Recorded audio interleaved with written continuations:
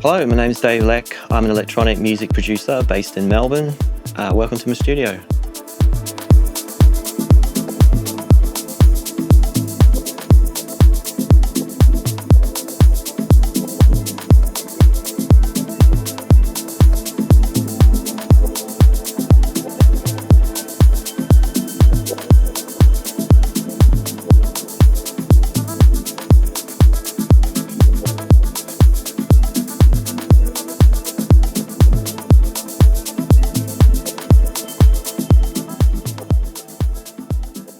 My journey into music started quite young. I played classical guitar when I was 8 or 9, played in high school bands, did cover stuff like, The Cure, U2, different things like that. But when I heard electronic music sort of in the mid-90s here in a club called Pure, I heard Carl Cox play a set, and the drums just were so impacting that ever since then it was just like, I sold my guitars and amps, and I then started to sort of purchase equipment and just follow that journey, really. Yeah.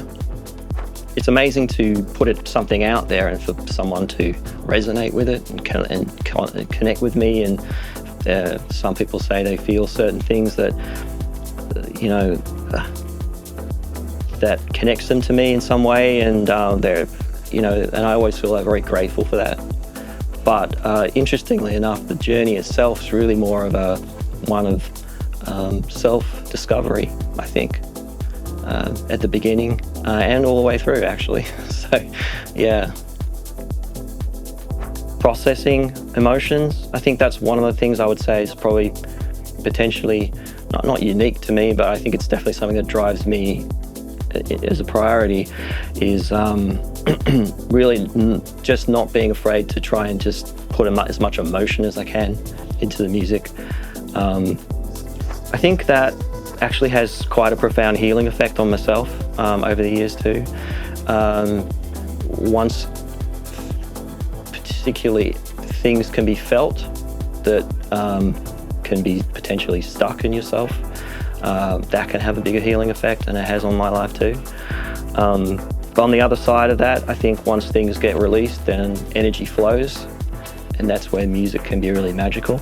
But also I think what really does inspire me too is actually creating something from nothing, essentially, and being able to have that materialize in front of your face and say, wow, okay, it's there.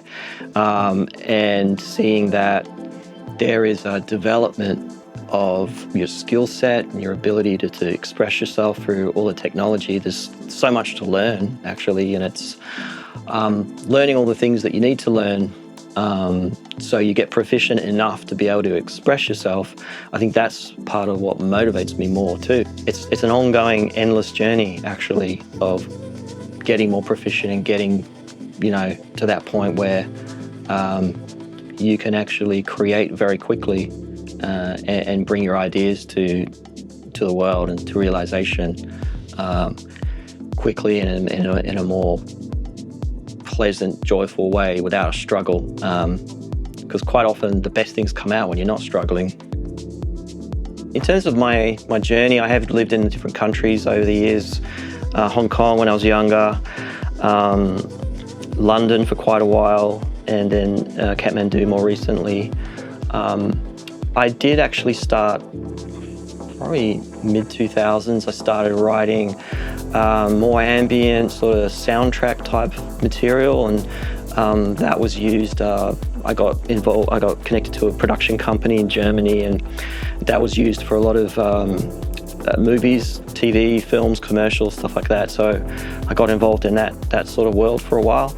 But after a while, I just felt like I wanted to pursue something that was more, that would express me as an artist more, as opposed to trying to think about a context or a commodity or something for the music to be released as. And this project, or Dave Leck, is one that's really, I feel, very privileged to be able to, you know, I have a job and I look after my money that way, so I'm not beholden to making money through it. So I feel very free to be able to create what I want, and that just gives more inspiration and more momentum, really.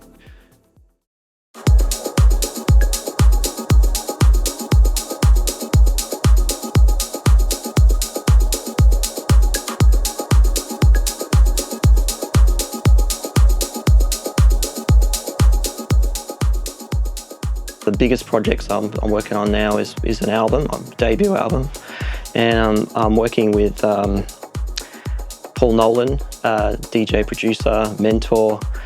He works in the UK and he runs a label and produces a community called MYT, amazing community I've been a part of and been fortunate enough to be able to work with them. And he's the executive producer for the album, so he's been really pivotal to help me just try and think about the creative process in a different way and how to order the tracks and what sort of journey, I guess you could say, the album goes through. I initially had it I had pretty fixed ideas, I think, about how that should work, and he really exploded that, and I think the result's actually much better, so I'm quite excited about it. Yeah, so the album's called Soul Motion. There's 12 tracks. Soul Motion being already released, actually. There will probably be another single released before the whole album.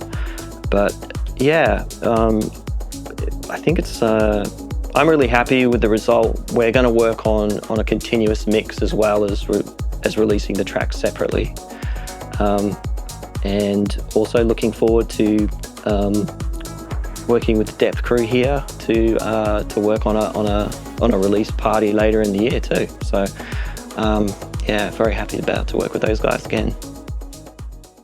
In terms of favourite tracks, I think Soul Motion itself is probably it's a bit of a culmination of the whole body of work in a way. So this is the track I'll be breaking down and showing you through a bit later on as well. So yeah, I think a lot of the other tracks really work up to that. There is a real meandering exploration, which I'm really happy with, and also to be able to express a lot more deep, sort of atmospheric, ambient sort of side of what I do. Not shy away from it and just really put it out there. So I'm really excited to put that out.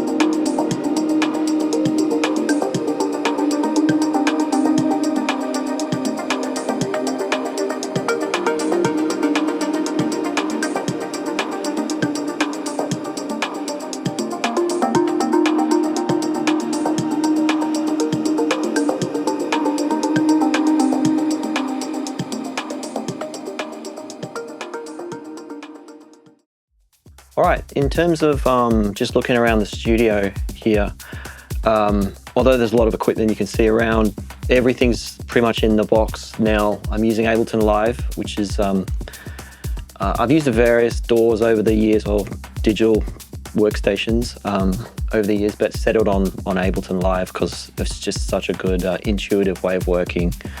A lot of the equipment that you see around is really just to help me be able to work with Ableton as the brain of the system. I did for a while have some hardware equipment, but I found that it was complicated and often broke down. You know, it would sort of slowed things down for me. So I actually made the decision a while back, as sort of software got better and the systems got better, just to work in the box. Just sort of suited my workflow. So anything I can do over the years to sort of refine being able to work quickly and be able to recall stuff quickly and not have to worry about the technology sort of slowing you down. I've managed to do that and work it that way. So yeah, I'm really happy with how things have turned out. I've got these zones here which is sort of the brainchild. I do a lot of automation stuff, and I'll show you a bit that later. So a lot of my arrangements are done on the fly initially, and then I clean them up later and work in the arrangement view. But the session view, as you can see here, it's like blocks of audio and blocks of sounds, MIDI audio together, and you can really work on something at a very embryonic stage and find your way through it without being too caught up in ideas about it. In the studio, I'm really happy with it. It's quite it's a small room, but I've soundproofed it quite well, and I've just got invested in Leck monitoring, which is really, really nice, and 4D's headphones, use Ableton Live, and the controllers. I have Allen & Heath K2s that I use to do a lot of the automation stuff, so I set things up, and I'll show you through that later, to have kill switches for different tracks, filters, so a lot of the arrangement and working through how a track progresses through time can be done using those things. It's more intuitive as opposed to putting it onto a timeline and then just cutting and pasting it or something like that. And you're trying to get out of that mindset, because electronic music is quite repetitive. You've got to find ways to make things interesting as well. So that's always like a challenge. Having talked through the workflow and equipment, what I'd like to do is just show you through my Allen & Heath Zone 2 controllers that really are sort of the brains of talking to Ableton Live and how I do my arrangements. So let's have a look. All right, so I was going to show you through how I work with Zone K2 controllers and Ableton. Basically, these things can be programmed however you want, really. So the way I do it, usually I have a kick on channel 1, bass on channel 2, and then going into the synth sort of and other effects and stuff later on. But the way I've got it here is these switches here, the ones that are lit up are the kick, and I've got a filter on the kick as well, which I might show you later. It'll just enable a filter to come in, so it'll take the real bottom end out of the kick, and you just get the sound of the click, but without the weight of the kick, and that can be used to sort of really bring tension to a track as well. Bass in and out, I've got a hat, open hat and claps as well on there, and I've also on this particular track here, I've put a filter on the whole drum hi-hat bus as well, so I can sort of bring that in and out. Also here I've got the main sort of melodic element of the track. Here is the filter from the synth on the fader itself. But on the pot knob above it, that is actually the cutoff for another external, like Ableton filter as well. So you've got both of those options to sort of create more expression with the sound. So yeah, I'll just start, and quite often just play around with these things as something comes out that's like a happy accident quite often.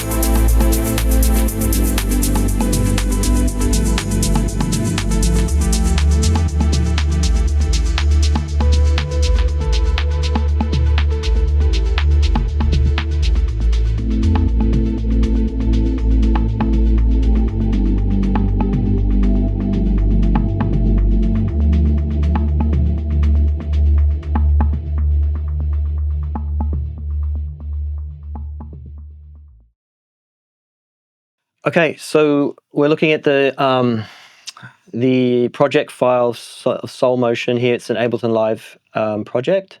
Looking here in one of two views in Ableton Live, you can see like a timeline view, which is called like an arrangement view, basically.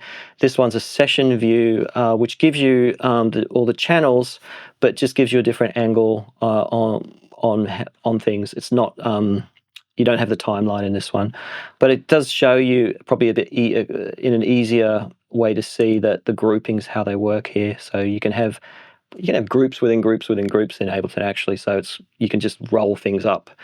That enables you to be able to process channels all together. And like you can see on my drum bus here, I've got a whole lot of different things as well. So I can go into those. But just say we could start at the kick, for example.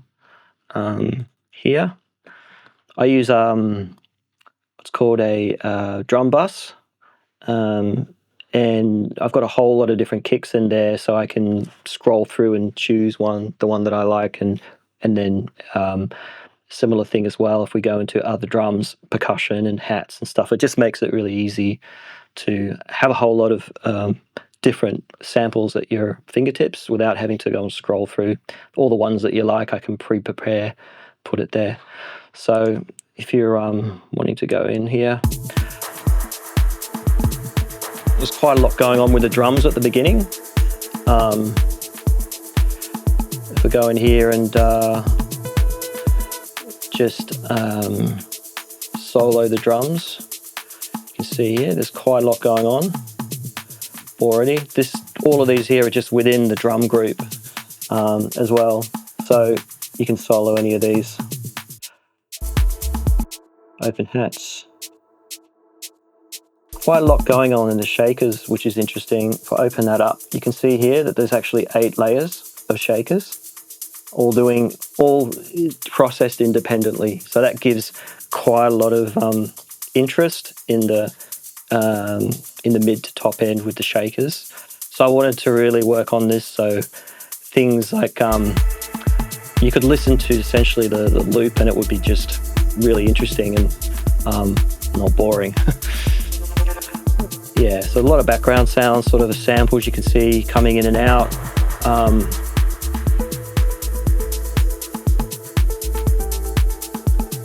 With the kick and bass, for example, here, you can hear them working together. I've got 2 basses in this track. There's one that comes in the break. A little bit later, I'll show you this. And this is an interesting one because it interplays. So there's 2 basses and a kick working together. Let's see.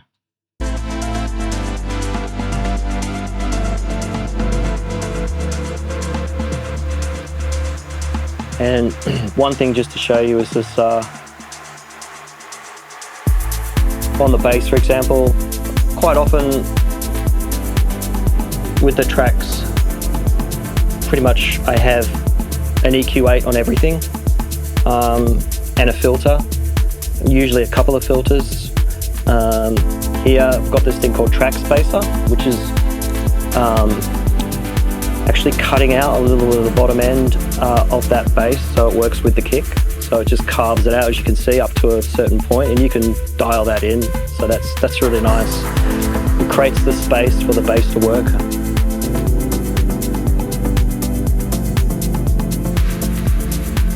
So yeah,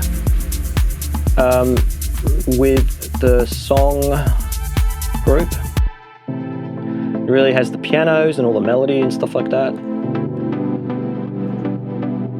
Not much processing on the whole track as the group as a whole. Just got a new plugin called Transit from Baby Audio, which it's pretty interesting. Can use for transitions and creating different effects. But I haven't got anything over there overall. I can show you on the drums. There's actually quite an interesting bit of processing on there. Soothe 2 is another plugin as well, which is I use pretty much on most percussion stuff because you can't really hear it here, but it essentially just takes off the sharp edges of everything. and it really creates a nice effect. You'll see it working here like that, you see. So you can dial it in to be more or less.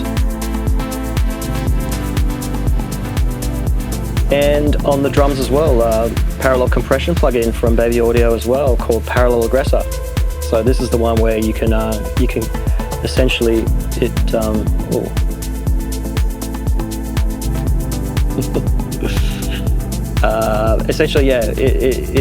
mimics setting up a parallel compressor within the one plugin. So you got the dry level, and you can see here, as this really biting sort of wet signal that you can add and merge in with the dry. So you can really tailor the drum sound to sort of cut through as much as you want. It's a really nice plugin. So yeah, that also along with the, let's have a look here. Yeah, quite often I do with the drums. Quite often have a filter on the drum group as well, so you can hear like it comes down. It just takes the drums out. I mean, the shuffle's still there, but it takes a little bit of the top end out. So quite often through the tracks, you want to create that sense of continuity, but also you want to have energy and builds. So, you know, pulling out the bass, pulling down the treble can create anticipation and create space and create dynamism within the track. So those type of things really work well. Yeah, so apart from that, look into the song group. I think we looked in there before. There's some atmospheres. Quite often have atmospheres going on behind things. Just creates it fills out, and it creates just an interesting backdrop that you don't necessarily hear, but it's there, and it just fills out that space. And you can be really creative with those things too. You can put your own recordings in there. Quite often, yeah, I'll show you some other plugins that I quite like using. Skydrops.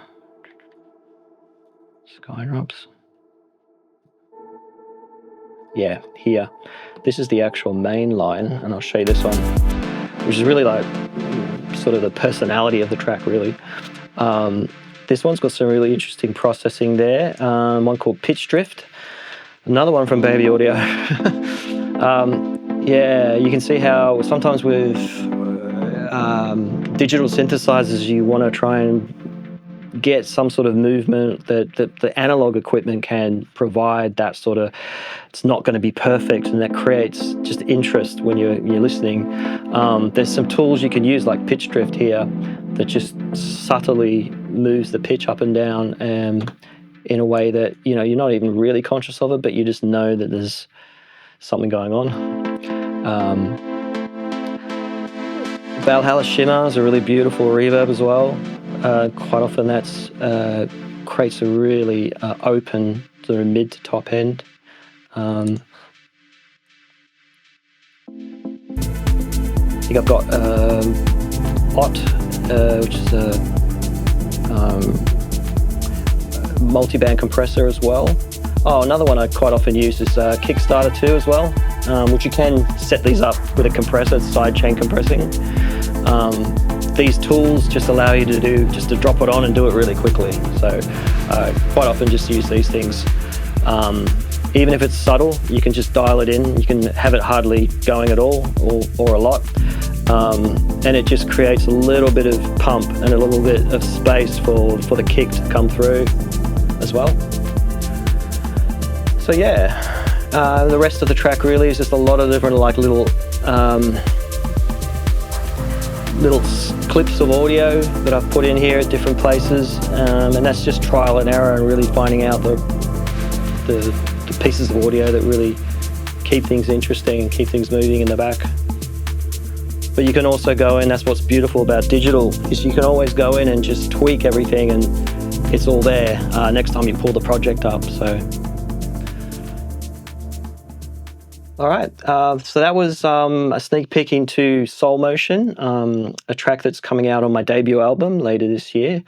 Thanks very much for listening, everyone.